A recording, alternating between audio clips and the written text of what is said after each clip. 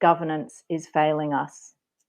And COP26 is the latest manifestation of just how disconnected the structures of governance are from the lived realities of people in the Pacific and the global South, and how the culture of betrayal and compromise, of lies, of willful avoidance of the reality of our closed loop system and wishful green capitalism thinking is endemic within the systems of governance whose functions should be as custodians of future generations. The politicisation of climate change in Australia over many decades for the advantage of oil, coal and gas industries is breathtakingly cynical and terrifyingly immoral. All this we know. What can we do? How can we acknowledge where we have and continue to fail so that we can make the transformative changes to the way we live and work that are required, that are a necessity for a livable future? I'm a fan of science. As a practice of keen observation, continuous experimentation, careful reflection, and considered proposition, it is one of the better aspects of the European post-Enlightenment age. And since COVID, scientists have had more visibility, more influence, more impact than at any time in our history.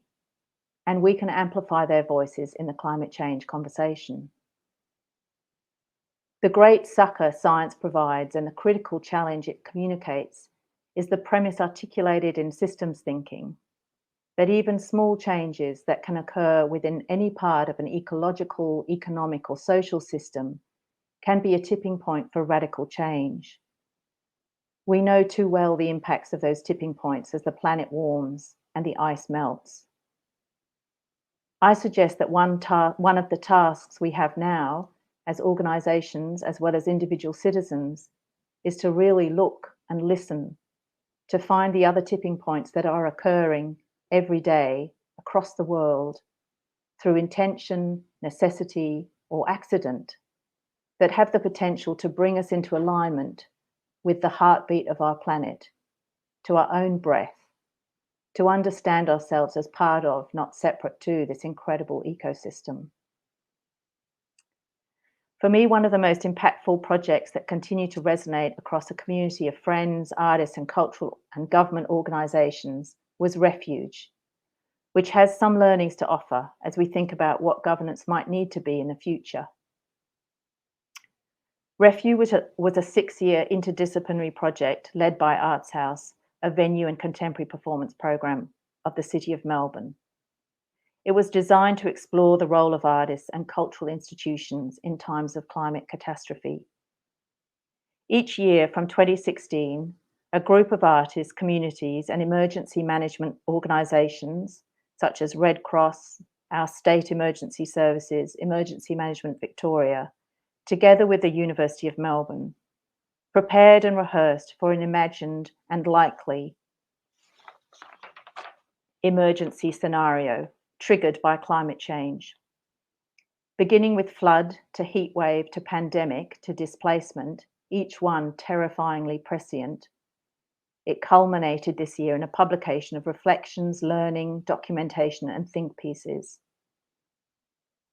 Refuge was co-designed with First Nations artists and elders, people of colour, queer, displaced, disabled, female identifying and gender diverse people who are on the front line and disproportionately impacted daily by climate change and by government's preparedness, emergency management and recovery methodologies. We described Refuge as creating a community around a problem and encouraging, supporting each person to bring their communities, their friends, their family to the table. Maybe what traditional Western governance might call nepotism, but what we understood as network building. And the rules of governance for that network: take the time to build and deepen that empathy and trust in each other. As Miriam Rose Ungama Bowman, who's a renowned Aboriginal artist and educator, said, "We hope that the people of Australia will wait, not so much waiting for us to catch up, but waiting with us as we find our place not our place, our pace in this world. We are asking our fellow Australians to take time to know us, to be still, and to listen to us. The second rule of governance is stolen from Donna Haraway in her Storytelling for Earthly Survival.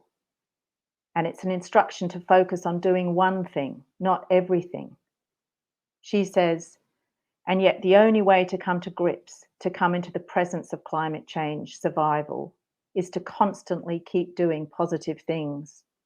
You have to keep trying to make an experiment work. You have to keep constantly writing this particular story, not some story in general, but this story. You have to do this. You have to be here, not everywhere. You have to be attached to something, not everything. The only possible way is if again and again we engage each other in doing something. The third rule of governance was to value the responsibility of friendship.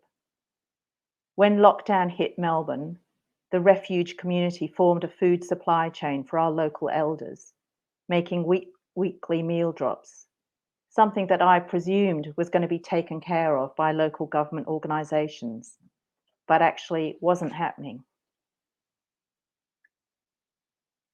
Fourthly, to listen and respond. Frustratingly, despite the City of Melbourne investing in refuge and its stakeholders using it as a case study for best practice, when the pandemic hit, the City of Melbourne didn't know how to invite that knowledge into its governance processes and return to a more hierarchical command and control response that continues to negatively impact minoritized communities. And the fifth, abandon outcomes, embrace unintended consequences. So in summary, I suggest we need to get better at looking closely, listening rather than talking, following rather than leading, and that they could be the principles that inform our governance for the future.